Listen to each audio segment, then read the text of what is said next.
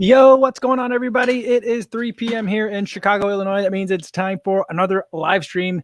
Today is February 27th, 2021. It is a Saturday, and it is an absolutely beautiful Saturday here in Chicago, an unseasonably warm day. It's going to be like 50 degrees here. I don't know what that converts to in Celsius. I'm pretty sure it's about like, I don't know. I'm not even going to venture a guess, but I'm going to guess 10. I'm pretty sure that's wrong, but it's going to be 50 degrees Fahrenheit here today. It's just absolutely fantastic. Quick update on kind of the hamstring situation. I went on a very easy run today, 6 miles, super easy pace, and for the most part felt really good. There was a couple of parts where I was like, "Ooh, I was feeling really good." So the pace kind of accidentally picked up, and I was like, "Nope, gotta take it easy." But as long as I could keep it easy, and I stayed under like 140 beats, I think was the max for the entire run, not the average, but the max. But other than that, I just felt really good. So very promising, feeling very good. And the weather was just so nice. Such nice weather. After the run, the girls, we all went out. My 2 daughters and my wife, we all went out for a nice family walk. We went for a 4-mile walk and then played in the playgrounds. Because in Lincoln Park now, by the lakefront, the playgrounds are open again. So we were able to go to those and they played, and it was absolutely amazing. So we spent like a good 2 hours and change outside today, which again was also good for the leg, for the hamstring, just getting some more active recovery, walking around, felt really good. So just a really fantastic day. Now everyone's kind of tired from too much fresh air. So it's a little bit, and like the sun is just beating down on the apartment now. So it's like everyone's a little bit sleepy, but I am energized. I'm feeling great because not only did I have a good day, but I just got off of a impromptu Instagram line with Jamie. He has been, I was just looking at Instagram before the live stream, and I saw that he was live, and then I went in and watched, and then he invited me to be in the video. So I was in the video for a minute. So we had a good laugh there. So definitely a good time. We'll talk about that a little bit more in a second, but first let's welcome everybody.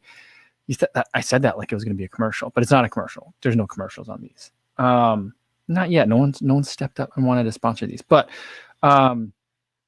first, I want to say hi to everyone listening on the podcast, the audio-only version. Welcome. Hopefully, you guys are having a good run out there today, or having a good time getting some work done, or getting your commute done.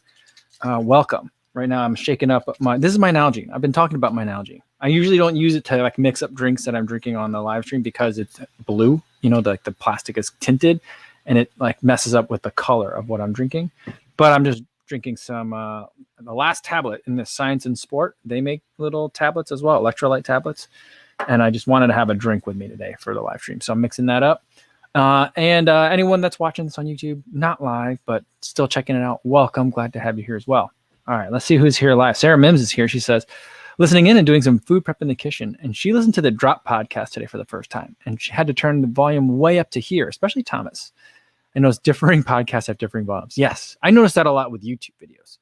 I noticed it some with like the normal YouTube videos, like the collection of YouTube videos that I watch, but I really notice it with the YouTube videos that my kids watch, because they like to watch YouTube on the TV sometimes. And sometimes it'll just be like regular volume, and then the next video will be like cranked super loud, and the next one will be super quiet. So like it definitely jumps around a lot. But I have noticed, like I haven't noticed that Thomas isn't that loud, but he does mumble a little bit. Which I can relate to that because I do that too. But what I have noticed is that I listen to it in earbuds, usually when I ever listen to that podcast. And I don't know if other people, if they do it intentionally or what, but when they do it, the person that's calling in only shows up in my left earbud. And then when I hear them talking, it's in both earbuds. So that's always kind of like distracting whenever I do that. But that's one thing that I've noticed. But otherwise, I felt like the sound quality is usually pretty good. I've been really enjoying their podcast a lot. I've been listening to it like every single time. Like as soon as it pops up in like my feed, I'm like, yo, yeah, I want to listen to that one today. Christian says, hope everyone is having a great weekend. Postponing work duties by mood watching Netflix. Age of Samurai, Battle for Japan. That sounds pretty cool. And Christian's got another new Avatar pick today. That one looks like a lot of fun, Chris. Good to see you. I haven't seen that before. Age of Samurai, Battle of Japan. I feel like that would be right up my alley. I think I might like that. And Sarah Mim says, sounds like that might possibly be about the Meiji Japan era. Yeah, I'm not familiar with Japanese history like that. And it says, hi, Kofuzi and everyone. Great weather here just now. First run in shorts today. That's amazing. Awesome. While we were out walking with the family, I saw a guy. Like I told my wife, like, I think today is like a long sleeve shirt and like a medium jacket, like a lighter jacket. And she didn't believe me. So she put on the long sleeve shirt, a pullover, and then the jacket. And like 5 minutes into the walk, she was like, you were totally right. Which, I think, I can count on one hand the times she said that before. But because I can count on one hand the times that I've been right before. But yeah, it was warm. And we were out there, and early on we saw like a dude running with no shirt on, and I was like, there's always that guy. But then I was like, oh, he's not wrong. Because when I went for a run, it was maybe 15 degrees cooler than when we were out there for a walk, even though it was only like 2 hours later. But it was substantially warmer, and the sun was nice and toasty. So he was out there with no shirt, and I was like, there's always that guy. But then like a couple minutes later, I was looking at everyone else still wearing like kind of like what I wore in the morning. And I could see everyone was sweating through their shirt and then their jackets. So everyone's jackets were wet. So I was like, oh, I don't know. The shirtless guy might've been right. And then I saw a lot of people out there by like the end of our walk, which was closer to like noon or a little bit after the noon hour. A lot of people were out there with shorts and long sleeves. I was like, see, that's sometimes where I wish I could run in the middle of the day, but I usually don't. But yeah, the weather's changing fast. I mean, I feel like what's going to happen in Chicago is like, it'll be great now. And then usually like around St. Patrick's Day, and then right around like opening day for baseball, which happens like around April, like it frequently snows for opening day around here, which is why like a lot of times like the Chicago teams don't have their first game of the season. Their home openers are much later than their opening day games. Usually, I think. Yeah. So like it's warm now. It's 50 degrees today now. But like, in another couple of weeks, we'll be back like under freezing again, which I don't think is too bad. And, once we kind of like break, I feel like we've broken this spell. Like we've gotten past the hump, the hardest part of winter. So I'm feeling very optimistic, feeling very good today. Terrence is hi. David Prabhu says happy Saturday. Awesome. Mark Salzman's here. He's watching the Tom and Jerry funny movie. I don't think I've ever seen that one. Spanish Heart 18 says, happy Saturday, everyone. Snow flurries and negative 21 C. Whoa, in Winnipeg. That's chilly. It's very chilly. Just finished my run in time for the live stream. Welcome. I hope you warm up. Ooh, that's chilly. CR says, hi, everyone. Delighted to say that I heard back from Aftershock about my Aeropex headphones that kept powering off on their own, and they're sending a new pair. Well, that's great customer service. Always love to hear that. Fantastic. Leona says, happy Saturday, all. Glad the hamstring is better. Had a nice and slow map. 17 miler same. Ooh, nice. That's a lot of math. It must have taken a while, because I know for me, a 17 mile map run would have taken several hours. Awesome. Great work. All right. My comments all just jumped toward the bottom because I think I'm running a little bit behind. Sorry about that. All right. Joy Del Rosario says, Kofuzi, how did you get the Nike Invincible Run? They haven't released those yet on the Nike site. Yeah, I saw an update that I think it's going to be March. The data slipped to March something. Well, I mean, it's February 27th. I think I want to say March 11th is the data I saw. But they send them to me. So I got them. So that's how I got them early. I didn't buy them. All right. Stevie76 said, the dude today at a local 5K wore Speedos. In parentheses, statement made. Yeah. That's a statement. That's a big statement. Matt says, what's going on, Matt? Says, Ko, what hydration? And I just realized today, Matt, I've been looking at this avatar for Matt. He's been showing up every day, or I don't know about, I think every day for a very long time. And I just realized now that I knew that it was a fish, but I just realized today that it's a fish on a bicycle. He says, Ko, what hydration do you recommend for a run of 15 to 20 miles to drink during the run? Yeah, I mean, I'm very lucky that like a lot of the drinks, none of the drinks really disagree with me, but I would definitely look for something with sugar, something that has some salt. So those are like the two main things that I'd be looking for. Something that I've been drinking a lot of lately is the Gatorade Endurance formula. As far as I can tell, the only difference between Gatorade and Gatorade Endurance is a little bit more sugar and a lot more salt. Regular Gatorade does have a decent amount of salt, but the endurance formula has a lot more salt, I believe. So that one I like. The price per serving is really good. And the flavor is like, it's Gatorade. It's never going to be bad. Unless you get to some of those blue colors. Then I'm always like, I'm not sure if I'm going to like this. But yeah, so I like that. Other drinks that I really like Tailwind is very tasty. I really like their Colorado Cola and the green tea. It tastes like you're just drinking like a Snapple to me. It's really nice. I like that one. I also like Scratch. They make a really good drink, but that's more almost kind of like if you want something like juicy. And then I like the Unived one as well. It's a very similar to me in flavor to the Gatorade. So those are some brands that I like as well. I've tried the Spring, but that tastes like a little too much like juice to me, and I just didn't. I don't know. I don't feel like. I felt like I was just drinking regular juice, and I was like, I need for this to feel like a little bit more like, specifically designed for sport nutrition. I don't know. I just need it to taste like not like regular juice.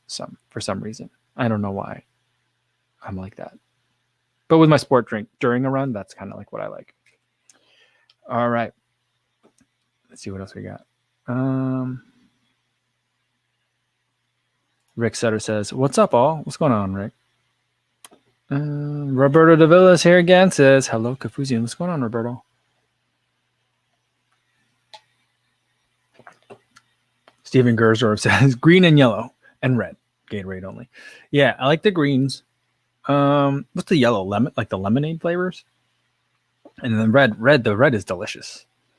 Lemon lime I like because that's like the original flavor. Orange is usually pretty good too from Gatorade. I like the orange flavor. Martha says, when a drink is the same color as a Hyperion Temple midsole, it's suspect. I mean, it makes it seem very unnatural. At the same time, though, I just finished saying that like I like it to feel like a little bit like, of a concoction, but still like the blue ones. It's not that I don't like the color. I do like the color of it a lot, but I just end up not liking the flavors as much. They just seem like they're made for kids to drink and not so much for me. Like it doesn't seem like it's like, like the Gatorade family of products, and we had a whole range of, needs.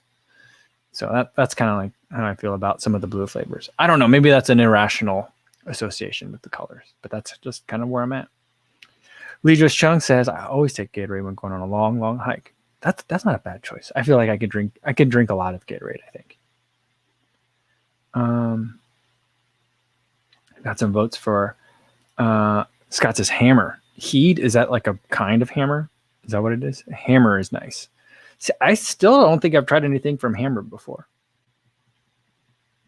I want to say though, I bought some Hammer nutrition, like the Hammer gels before. I just don't know. I don't remember eating them.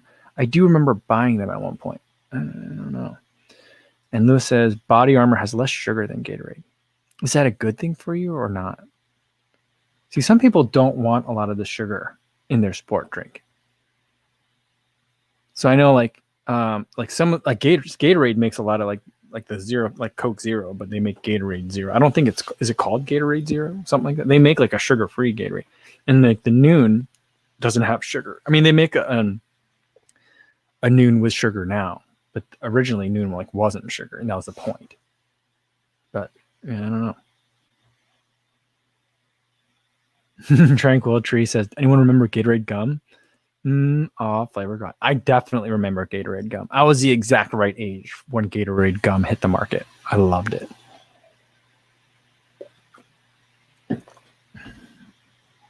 I definitely was like, I got a big game coming up, got a big meet coming up. I got to make sure I got my Gatorade gum. But I mean, people like what is it? Run gum. So yeah, that reminds me of yeah. Did you guys watch the Texas qualifier meet yesterday? The Trial of Miles and Cities Mag event down in Austin. That was live streamed on YouTube. Yesterday was kind of like the people looking to hit the U.S. Olympic trials. The U.S. Olympic trial. I put the emphasis on the wrong word. The U.S. Olympic trials qualifying times. And today's going to be people that can hit that already, or maybe already have it, but are looking to satisfy Olympic qualifying standards. So it's a 2-day meet, but yesterday was the first day. It was awesome. I had a really fun time watching it. And the chat was lively, very lively. Sometimes in a good way, a lot of times in a bad way, but sometimes in a good way. And one of the funnier things was people were like watching this race, and they were like, people are running real hard for a bunch of Nick Simmons run gum at the end. And I thought that was a pretty funny joke. I think I butchered it a little bit, but yeah. Because like a lot of people didn't know who was running, but you could tell like who had friends, you know, because then like all of a sudden like people, like the chat would get lively with a certain group of people cheering for someone. So that was kind of fun to see that.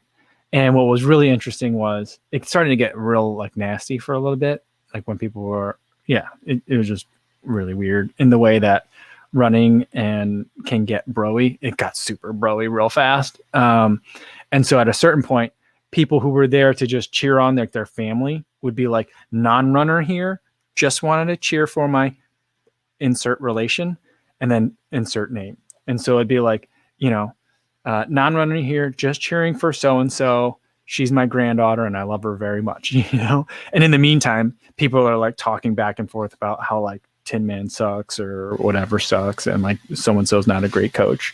And it was just really bizarre and funny and childish and entertaining. And just like all at certain times I had to turn off the chat too.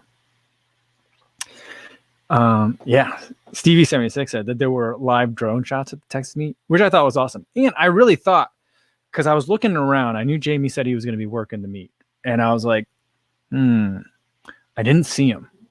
Because I felt like, I don't know, like at that meet, I was like, it's pretty easy to pick out the black guys there. There's not a lot. But I still couldn't find Jamie anywhere. So I was like, where is he? So I'm like, he must be flying the drone. And then at one point during the meet, the drone crashed into the goalposts because inside the track is the football field.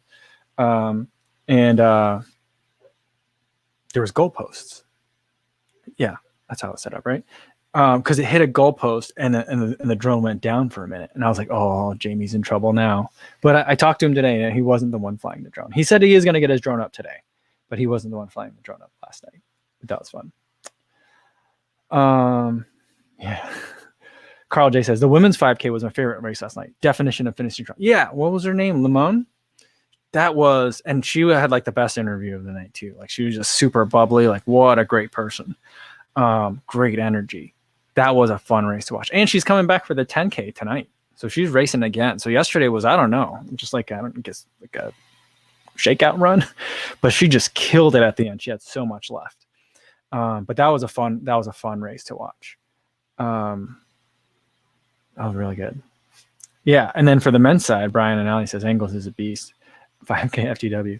That was fun to watch him because you know what? In the beginning of the race, he was at the back. I mean, that race had a lot of people in it, and he started out like probably in like the 25th percentile. He was back like, you know, only ahead of like 3 or 4 other people, it seemed. And I was like, what's going on here? I was like, I don't understand. This is so confusing. And then like the minute that in my mind I said that, you could see him like start to creep his way up, and then he just killed it at the end. That last 100 meters, he's really turned it on. It was amazing. Louis said the 2 Mexican runners had a great finish on the 1500 and the 5000. Yeah. Both of those races were really good. Good showing. Stephen Gersor says, don't mess with Texas. Nice.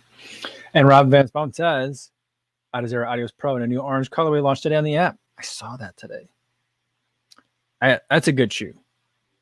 That is a fun shoe. And I mean, I really like it. If you like the next percent, I feel like this is a very natural thing that you might want to try next. And Martha says, gosh, I missed this race you're all talking about entirely. There's another, I mean, they're doing the same exact events. I think the same exact order, but like faster heats all tonight. Same thing. Citius Mag, Citius MAG account on YouTube. You can watch it free. I think it'll be available like tomorrow, you know, afterwards as well. I'm debating. The chat was fun last night. because everyone was there. Like it was amazing how many people were there. In terms of like people, if you're like, a fan of, I'm probably not the biggest track fan, but I'm a big fan of like running and YouTube. So a lot of people that I'm aware of were there. So that was a lot of fun. And yeah, and I really want to watch again tonight, but it's just like, I like pretty much took myself out of commission family wise for like 3 hours last night. That's a pretty expensive amount of time. I don't know if I could do that again, even though I really want to watch those races even more tonight than last night. So I might have to watch it again tomorrow morning. Maybe we'll do that. All right, here's another comment that I wanted to make sure I got to. Oren says, my mom is getting me to find a running shoe for her. Middle-aged woman with arthritis and knee pain, so lots of cushion. Light stability shoe and not too heavy. Any suggestions? I think I would look at something with guide rails. So like, I haven't run in this one yet, but the Glide Ride might be the one to look at. Because I'm also thinking like the Invincible might be not the Invincible. The Infinity Run might be a good option for her as well. But if she wants to go a little bit lighter, then there's the Launch. The Launch comes in the regular, and then the Launch like something. There are 3 letters after it. That is their like guide rail system version that I think might be a good fit as well. Yeah, so I think that might work. Otherwise, if she wants a lot of cushion, I think that, the Nova Blast always comes to mind when I think of like a lot of cushion or like kind of just like a bunch of softness underfoot. But if you're worried about like light stability, that's not a good one. I saw a dude running in some Nova Blast today, and like I felt like the side part of like the heel collar was going to touch the ground every time he took a step. I was just like, are you comfortable? I want to be like, are you comfortable? I mean, he was way ahead. He passed me and I saw him. I was like, I want to be like, are you comfortable? It doesn't look comfortable, but I'm sure he thought it was comfortable. Yeah, but I would look at, I'd also just consider the Clifton. I think that might be a good choice as well. I think that the Ride 13 also has a little bit of that stability in there, or maybe the Triumph might be a better choice. I would look probably at the Triumph first. But if I can relay experience from my wife, she was like, I thought she would love the Triumph. So I was like showing her on my phone. I was like, look at this. I think you're going to love this. Can I get this for you? And she was like, that shoe looks like a giant shoe. And she was just like, I don't like that at all. So it looked too runner shoe to her, I think. I don't think she liked it. So maybe, I don't know. I love the look of the Triumph, and I don't think it looks like a big bulky running shoe, but my wife certainly did. So something else to think about. All right. Someone was asking, Brian and Ali says, any take on the Nike Spike that didn't get approval? I'm not familiar. Is it the Dragonfly? Is that that's not getting approval for which races? I'm not sure. Because like I felt like there was I felt like a lot of people were running in the new Nike in a new Nike Spike yesterday. But is that you must be talking about a different Nike Spike. I'm not that familiar with spikes. I don't know that much about it. I haven't worn a pair of spikes in about 20 years. Oh, Frank says the Viper Fly. Is that the one that's got Zoom Air pockets in it too? That's an interesting shoe. Yeah, I don't know. I don't really have too much of an opinion on spikes. I feel like aren't there height rules about height already in spikes? I feel like as long as it's following the rules on height, I'm okay with it. They've had lots of carbon and stuff for a long time, so that's not a new part of the conversation. But yeah, they talked about it a lot yesterday during the race, and people have been getting upset about it from a lot of these like indoor records falling. And I'm just like, I don't think it's the shoes, guys. I don't think it's the shoes. I think it's that people had a long time to train and focus their energy on training and spend time to like step back from racing for a second and make sure they were like dotting all the I's and crossing all the T's and getting real ready. And now are super excited to race. I think that's what it is. Martha says, Ed Bud addressed the subject of that spike that is on a giant lever-like thing. It looks like a double-plated thing. Yeah, I think I know which one you're talking about. I mean, if it ends up being multiple carbon plates, which I believe there's a rule against, then it's against the rules, but like, yeah, I mean, at some point, like, I just don't care about the spike technology all that much. And then there's like Pistorius's like super legs, right? Oscar Pistorius, was he South African? That guy, the double amputee that had those like carbon fiber, like they look like robot legs. I think the right answer is somewhere in the middle. I feel like a regular person putting on something on their feet that let's say it made you like 2 feet taller or something like that too, and you just strapped them on your feet like that, I think would not be, I'd be like, I think we're going a little far, guys. But I don't know where the line is between there. But I know there should be a line. I just don't know where to draw that. Teddy Man Tactical wants to know, there are carbon plate insoles. Do they work for running? I've talked about those before. I mean, I don't think that they do. Here's why I don't think that they do. So like with I think the ad that we've all seen on Instagram or on YouTube is the guy that's like, here's what happens with a regular insole. And it's floppy, right? And he's like, that's lame. And then he takes one of those, like, I think they're a Victory brand, like carbon plated insoles, and he puts it in the shoe and he squishes it down and he lets it go. And then it jumps up in the air super high. And he's like, implying you can have that much force propelling you with every step. The thing that I've learned from shoes like the Endorphin Pro is that for me, I'm not strong enough to load or press down on that carbon fiber plate like that sales guy does with every step. So like you can make something more stiff and it could then therefore have more potential recoil. But if I'm not able to make it bend first, that potential recoil is wasted on me. And so like, that's kind of what I feel like, making a shoe more stiff isn't the only thing. And I usually just don't like to put in insoles in my shoes. That's my opinion. I guess I should try it. I guess I've talked bad enough about it on a couple of times now. Maybe I should just try it. But, yeah, but I'm not that excited about it. All right. Super Schmaltz is here. Good to see you. Says, just got back from a 5 mile, hit some slushy mud, which is more annoying for you, ice or slush. I'm heading out as soon as I can. Mud or ice? I don't mind mud. Ice, that has that potential to either like tweak a hamstring, which I knew that, but I've never really experienced that until yesterday or 2 days ago. Or it can make you just fall, which I've experienced that before too. I fell earlier this week. I lost a pair of tracksuit pants to it. They cut a big hole in them, but because of the fall. But yeah, I think the ice is more annoying to me.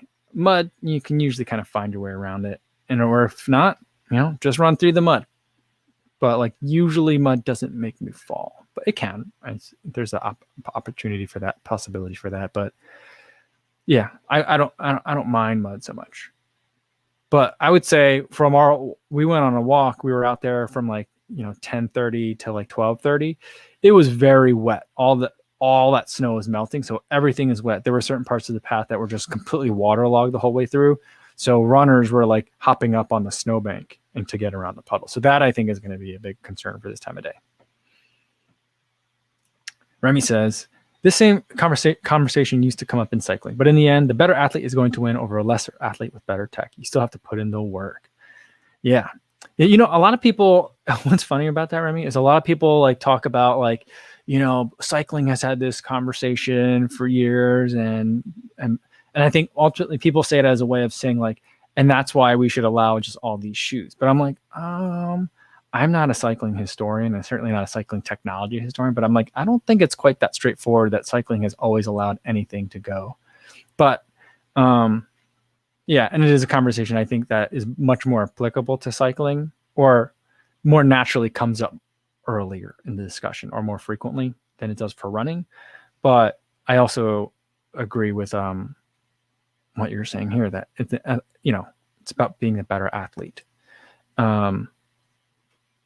But, I guess the question then becomes like, what if you're a mediocre athlete, and you're losing to other mediocre athletes that you might win against, but you don't have the right shoe? So I don't know. I don't have that much. I don't know. I just don't have that much sympathy for the pros. I guess in that regard, that's my general opinion on it. It's like, that's the date you came with, so dance. That's kind of how I feel about it, and it seems weird.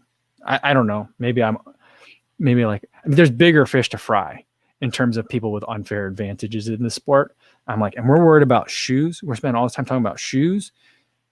I almost went into I went into like, this is practice mode, but like, I think there's other things that need to happen, in terms of, well, like Stevie 76 says, let all the cyclists dope. And I feel like we need to make sure that we're doing a better job of regulating other things that are people doing that are not visible to us, and making sure that we're leveling the playing field that way, Yeah, and that's what I'm saying. Cycling definitely doesn't let everything go. There's a wide range of world record-setting bikes that were disallowed. That's what I'm saying. But like, people in the running world frequently talk about cycling as they let everything go, and there's about letting the technology win. And I'm like, I don't think that's the case. Yeah. And Remy says, don't get me wrong, there are rules and regulations, but personally, I take pleasure in dropping guys on expensive bikes who don't spend as much time as I do to train. Yeah, I mean, that's got to feel good, right?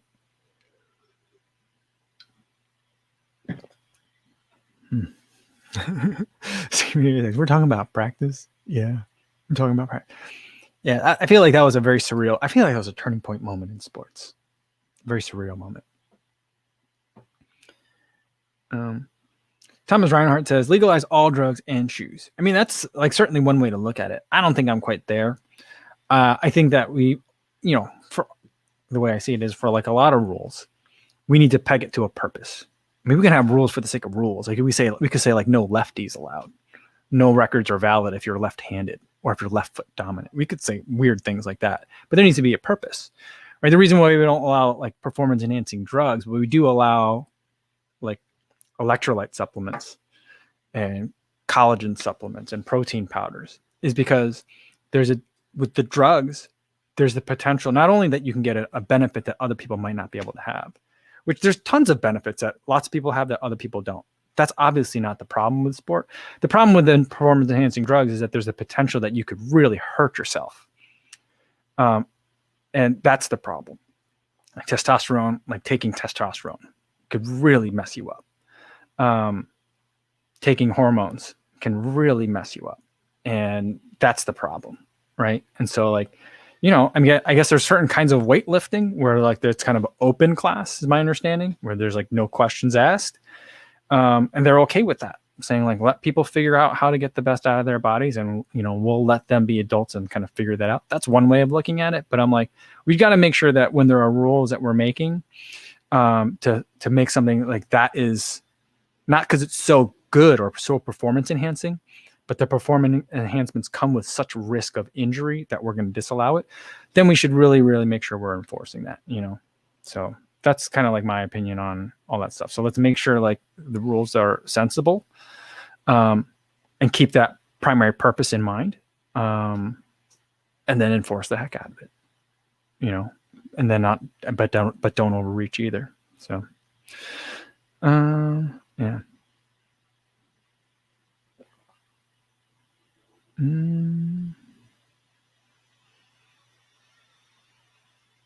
Stevie 76 says Drago versus Rocky. I love that movie, and I love those two, that comparison between the two as well. And I've also talked many times before how I was like, sometimes I want my nutrition supplements to be like Rocky, and sometimes I want my nutrition supplements to be like Drago. Not the injections, of course, but sometimes I want it to feel like it's like the cutting edge technology, and other times I want to feel like I'm carrying like 2 buckets of water on that giant stick. That's what I want. Yeah.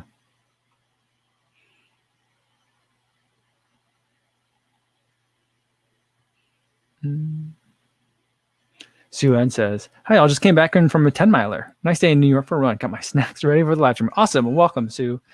Good to see you. I hope you had a good run today. I think it's been nice weather for a lot of people today. Perfect timing for the weekend, isn't it? Nice. All right. Steven Gersdorf says Ultra is putting Ego Foam on the Lone Peak. I know. I'm pretty excited about it. We'll see.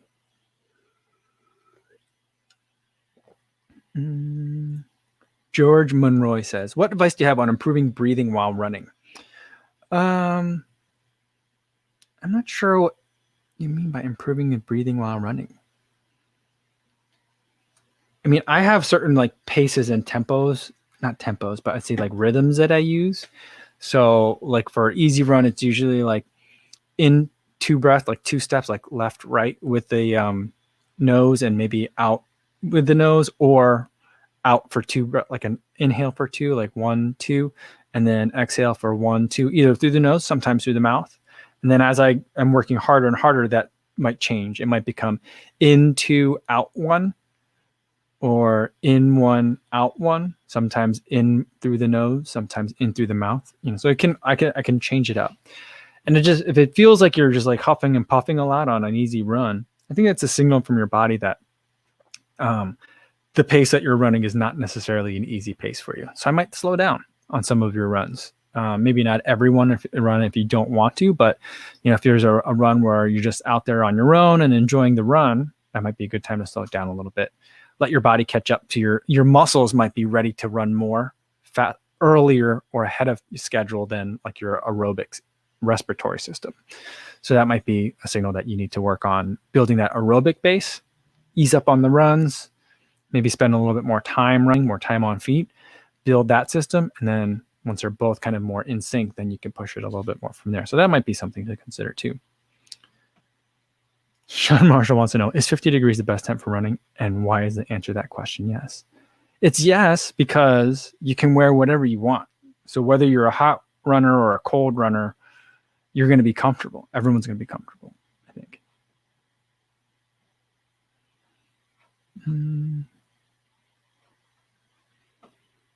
All right. Yeah, Stephen Grosvenor says, run at a pace where you can talk and carry on a conversation. I think that's a good thought. And Will Gravel says, don't overthink the breathing. It should come naturally if you're at the right pace. Also pretty good advice. But, I think usually, Will, though, people that are asking that are like, it's not coming natural to me. I don't know what I'm doing. So I think that's why people usually ask those questions. I'm assuming it comes naturally to you. And I think it comes somewhat naturally to me, but I do spend some time thinking about it. So that's kind of like how I try to I try to take it from the position of someone that's having a hard time. So I think that's probably what it is. Remy says, who, by the way, has been running in 2-inch shorts all winter long, says 50 degrees equals no shirt, which I don't know. I think I'm not too far from me on that one. I feel like this summer, it's going to go from long sleeves to singlet for me. I don't think I'm going to spend a lot of time in t-shirts this year. I don't know. I don't know that I'll do a lot of singlet and arm sleeves, because that always seems like it's like I just want to get sunburn on my shoulder kind of recipe. But I don't know. I don't see myself. I didn't spend a lot of time in short sleeves last summer, and I really don't see myself in a lot of short sleeve this year. I think it's just going to go straight from long sleeve to singlet. Terrence Hand says, no trace of temperature when you're running in the tropics unless it's indoors. Yeah, I imagine that's got to be hard. It's just always humid. And as far as breathing paces, Jeff Elliott says, I try to do 3-3 on easy runs, up to 2-2 during tempo efforts. Yeah, I don't know how you maintain like the discipline though. For me and my tempo efforts, I'm usually at 2 in, 1 out, 2 in through the nose, 1 out through the mouth. And it's like I really press it out. And so that's where I'm at. Sometimes towards the end of tempo efforts, I'm at like 1 in, 1 out, because I'm pushing a little bit when I get to that, Chris Dyke wants to know, is it still a PR? Is a PR still a PR if you ran with a strong tailwind? Asking for a friend. I'd say, yeah. It's not like, unless you're trying to make it, satisfy a world record or anything like that, I think it's okay.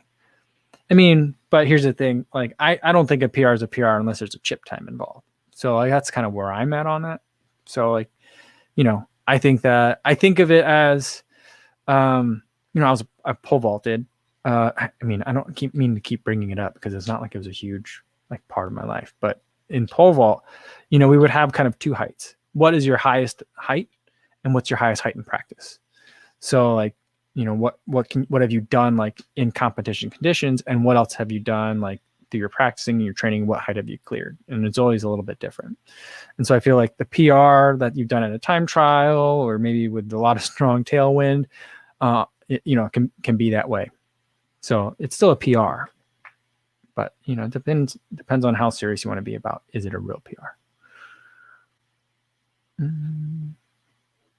All right, Alex Gonzalez, what's going on, Alex? Says, I'm currently trying to recover from my runner's knee, and I started to implement your workout that you gave in your video for recovery. How long did it take for you personally to run pain-free? Pain-free probably took over a month, maybe a month and a half. But like I started feeling better within about 2 weeks. Once I kind of figured out, oh, this is what's going on, and here's some things I can do. I spent 2 weeks doing that workout routine after my run. And then I realized, I should put it before my run. I should have more of a warm up before I actually go run. That's when things started changing over pretty quick. So that it took some time. But I think I'm realizing that it takes my body a long time to respond to stimulus. I think that's the biggest thing that I've learned from like this 8K training program. So I was thinking about like the workout where I kind of tweaked my hamstring a little bit on the ice. That workout, I felt really good. And now I'm 4 weeks into the program now.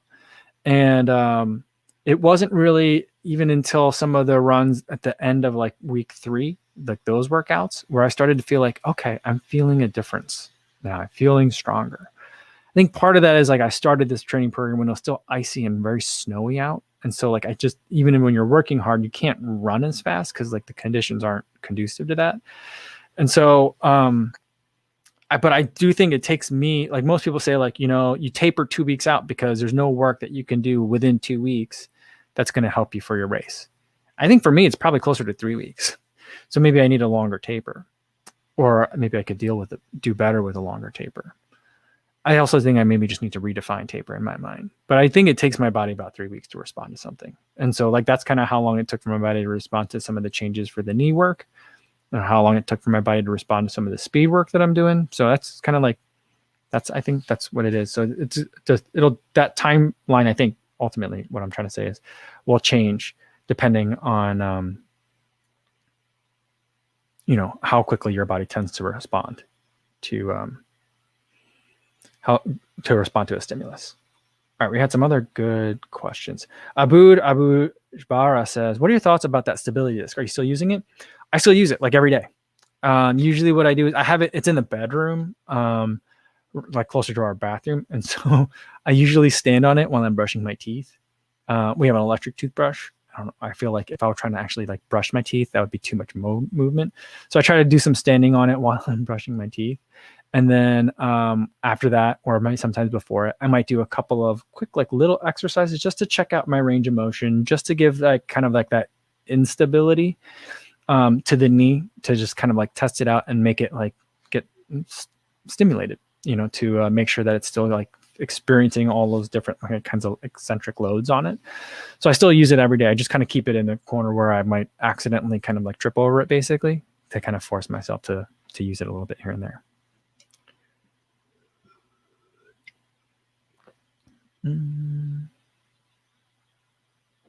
All right, let's see what else we got here.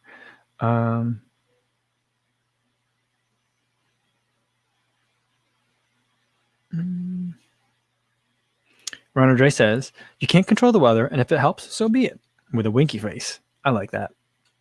He said, didn't Ryan Hall get his marathon PR at Boston with a strong wind? Maybe I'm not remembering correctly. Is that right? I didn't know that. FNHSCC says, why does carbon fiber racing shoe you have tested? I believe it's the Hyperion Elite 2, which is what I ran in on Friday. I think that's the widest one.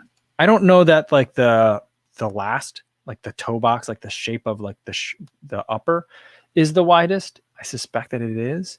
But I feel like what you're standing on, the platform of the shoe, like the width of that is probably the widest. And I do feel like it gives a little bit more stability, which I don't feel like that. I mean, DNA Flash, the midsole foam on that shoe, I don't think is an unstable foam, even at a taller stack height. But I think where it helps is when you're fatigued later in a workout or later into a long run, I feel like it just helps kind of like make sure things are still flowing and not getting too wobbly. So that's kind of where I think that's helpful. I think probably second would probably be the Carbon X2. That one also seems to have a very wide base. Paul says, hello, my friend, joining late because I was too busy steeplechasing over the puddles on the lakefront path. Yeah, I was talking about that a minute ago because we got some other people that might go out for a run later today here. And I was trying to warn everybody, there's a lot of water out there. That, for me, I think is the biggest. I mean, there's still some ice, or at least there was when I was out there walking. By now, probably that ice will melt during the day. It'll refreeze overnight to be ready for me for tomorrow. But I think right now the ice will probably, for the most part, be gone for today. But I think there'll be mud and a lot of water for sure. Hopefully your feet didn't get too wet or gross today.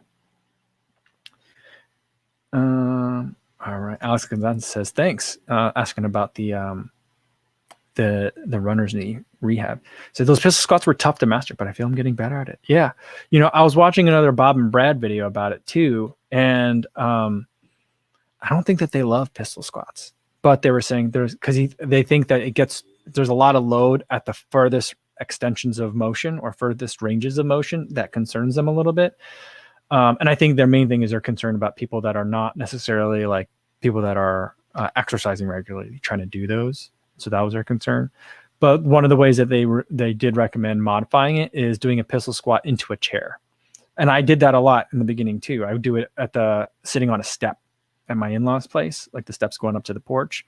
I would I would do the pistol squat down into like the second or third step, and then sit on it, and then pull myself out of that position, like kind of roll myself a little bit out of that position, and then stand up that way with the one leg. So that's something else you can do as well. But yeah, that one I still do the pistol squat single leg on both sides, one on each side. I do still do that one regularly, usually on that balance ball thing, as a way of just making sure like everything still feels right. If it becomes really hard to do, then I feel like, okay, well, maybe I need to, think back on making sure everything's strong again.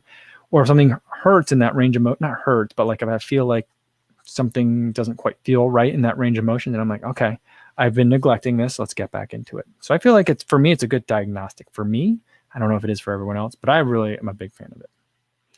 Ross Luff says, good budget half marathon racer. Speed Elite, I think would be a great one. The Artist would be another good one. It's $100. Although like I don't feel like it's the fastest shoe. I think I would like it more at marathon pace than half marathon pace. Yeah, I think those would be some. I'd really like to look at the Skechers. What is it? Vanquish. That one, whatever that one is. I think I would like to look at that one, but I don't know. I just have a feeling it's going to be yet another Skechers shoe that's like Meb can run a marathon in this, but like regular people can run a 10K. Like I don't want another shoe like that. I'm trying to think of what else would be good at that half marathon distance, because I'm trying to think of the ones that I really like for half marathon. I like the Meta Racer. I like the RC Elite. But I don't think those are exactly budget options.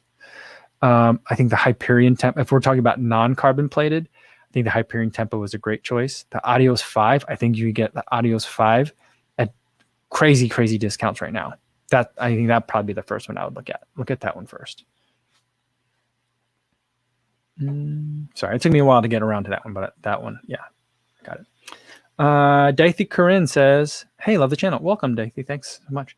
Would you recommend the Boston 9 as a marathon shoe for a heavy runner, or any other suggestions? I would. I think it's a great shoe. I mean, it's called the Boston. It's meant for marathon training, and for a lot of people use it to run in the marathons. I was for a long time considering the Boston 9 as a marathon shoe. 2020 then brought like a bunch of really great carbon plated options. So I was like, it kind of fell to the wayside for me, but it's a really great option. So I like that one. And for a self-described like heavy runner, I think it's still a really good option. I'm trying to think, if you want to say in the Adidas family, I think like Solar Boost might be your next choice, but that gets a lot bigger, a lot heavier of a shoe. There's a lot more shoe there, and I don't think people would love it over a longer distance. Although people seem to really like that shoe. And there's a new one this year, Solar Boost 3. There wasn't one last year, I don't think. But yeah, I think that would be another good one. I think that would be good. I do recommend it. Oh, Terrence says it's Vanish, Horizon Vanish. I'm not sure if they make them. I think they do. I thought they just came out with a new version. I thought, or maybe I don't know. Skechers is just like they're making like plus versions, like they're like half version, not even half versions, or just new color. And it's really frustrating. I want them to just come out with new shoes. Because at this point, I'm like, I feel like the Skechers part of Skechers performance is starting to show, and I just feel like they're just trying to extract value from scale of the shoes that they've already been making. And I'm just like, I don't know why I resent that for some reason.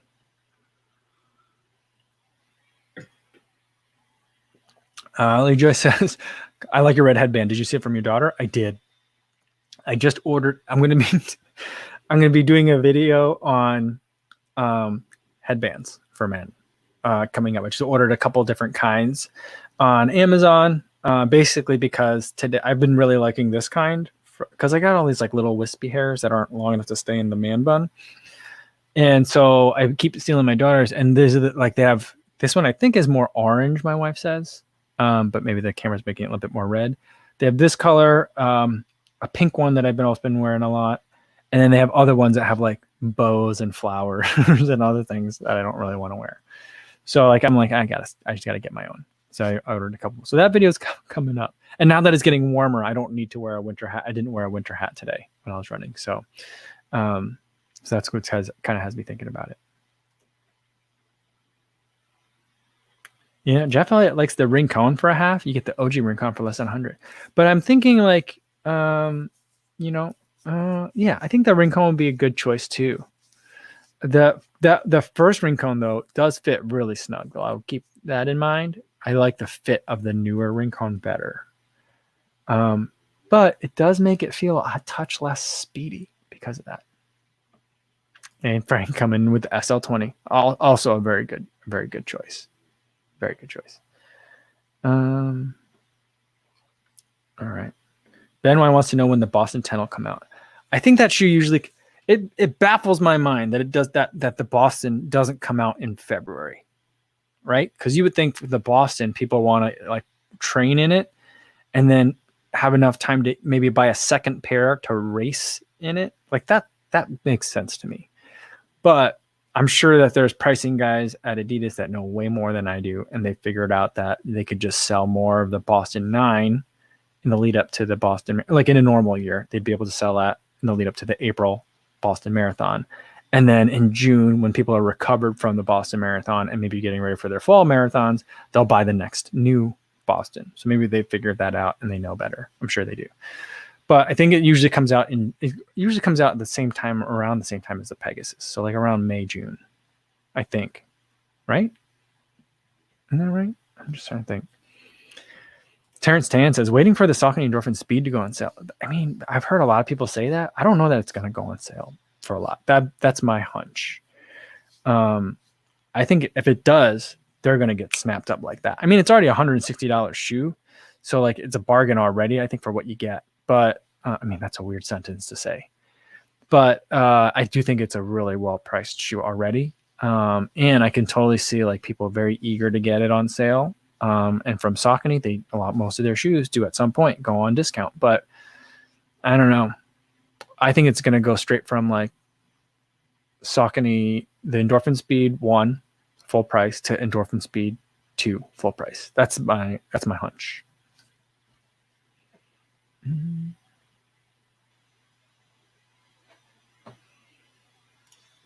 Carl J says, Kofuzi, if you were still working in an office, would you still rock the long hair? Finally decided to cut my COVID locks for an interview. I think that like if I were working in an office, I wouldn't have been able to let it continue to grow out. At some point, I would have had to have gotten a haircut. But let's say some reason tomorrow, like it's like, all right, everyone come back. You know, I think I could probably manage a way to, I would probably keep the long hair at this point. Although like, I'd have to figure out a way to like do it without this headband, but like, at least I'm trying to think of like my work. I wasn't really, I have a law degree, but I wasn't, and I was kind of using it, but I wasn't really using it. I wasn't a lawyer. And so, I wasn't practicing law. That's a more accurate way to say it. And so like, I think I could probably still rock the ponytail or the bun, not a ponytail, but a bun. I think I could. because I was a consultant. So I was like, I was supposed to be the guy that didn't really look like he worked there anyway. So I think I could probably still do it.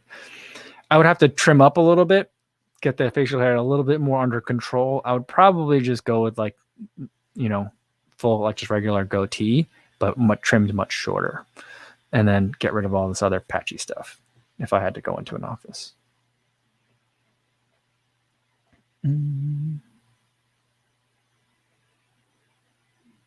All right. Remy says, but I like my Solar Boost. They're good. I mean, I think Andy just reviewed it. I think Andy really liked it. There just seems to be so much shoe to it, and it seems very heavy, at least with the Solar Boost 3. I really like the Solar Boost 19. And what was funny is like, I looked at the Solar Boost 19 and I'm like, this is really what the Ultra Boost should be. And then the Ultra Boost 20 was basically the Solar Boost 20, because I don't think there was a Solar Boost 20. And then I really like that, but I'm like, but this doesn't feel like an Ultra Boost anymore. It feels like a Solar Boost 20, but I like this shoe a lot. It was one of my favorite Ultra Boosts to run in, was the Ultra Boost 20. And then the Ultra Boost 21 happened this year. And then we got also a Solar Boost 3, which was very much like the Solar Boost 19, I think, but like the upper seems to have gotten a little bit puffier. So like, and I think there's more of the EVA layer too. There's just a little bit more of everything on that shoe, it seems. But I think people that like the Solar Boost 19 are gonna like the Solar Boost 3.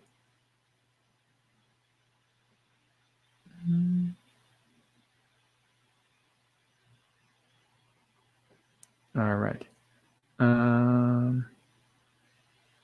Yeah, Remy says, I also weigh 190 pounds, so big runner problems. So maybe it's not as heavy for you think? I don't know.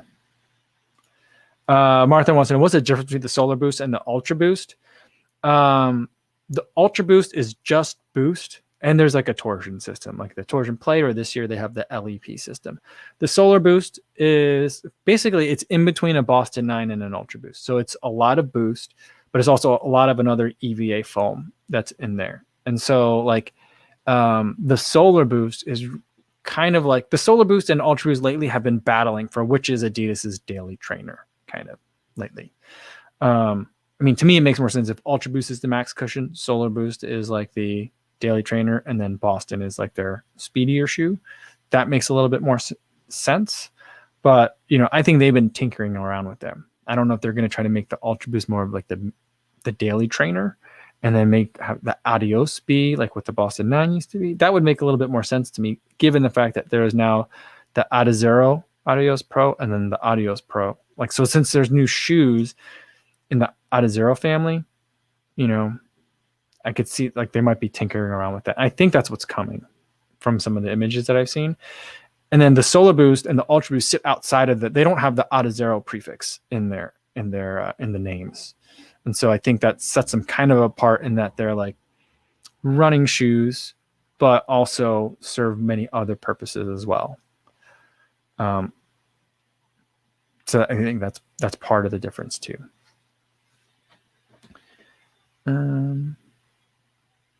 Yeah. Stevie76, there's been more press recently about Asian hate crimes. Yeah, my wife and I were watching something about that lately too. And, I hadn't heard much about it since like the beginning of like the pandemic. And I would hear stories about like people are being hostile towards like Chinese restaurants and stuff. And people and like there was a spike in, violent crimes in Chinatown in Chicago. I heard that. But I was also like, I don't know, like the press seems to be making it about like this is something that's happening because of Trump and also the pandemic. But I'm like, I don't know. This has kind of always been happening. It's not new to me. So it's like, I appreciate like the spotlight on it, but I'm like, I'm very skeptical that people actually want to do something about it. That's kind of how I feel, unfortunately. All right. Abu Jabara says, and this will be the last one for today because it's already 4:00. I gotta get going. Abud says, I appreciate the way you put yourself in this situation and think when someone asks for advice. Thank you, Kofuzi. Well, thank you very much, Abud. I always try to, that's like, a big part of why I'm here is for people who got questions. I feel like it's a really useful way of interacting with people in terms of getting their questions actually answered. So I'm glad that you appreciate that. I'm also here because, it's that time where I'm starting to see a lot of running groups out on the path. when I'm out there, but I'm not ready for that yet. And I know some of you aren't ready for that yet either. So like, this is the, it used to be this was the next best thing, but this is also now a best thing that's of a different caliber as well. It's become the thing on its own. And like people like you, Abood, and everyone else that's here, make it so awesome that it's its own thing that I will cherish, even when like I'm ready for running groups and races and all that kind of stuff again. So I thank you guys for making this place awesome, especially in light of, and especially in case you guys go to that Sidious Mag and watch that event tonight and are in the chat, it will make you appreciate how great the chat here is. You guys make it great, and I thank you for that. All right. No video for tomorrow, but we will have another live stream. And don't forget, live stream tomorrow, we're going to have a special guest, Ben Parks, and we're going to talk about breakfast. I'm going to grill him on why he thinks that's an appropriate breakfast. Just kidding. It'll be fun. It'll be all fun. We'll probably talk about the breakfast a little bit, but he'll be here tomorrow. And so I can't wait for that. Hopefully you guys will join in as well. Bring some questions for him.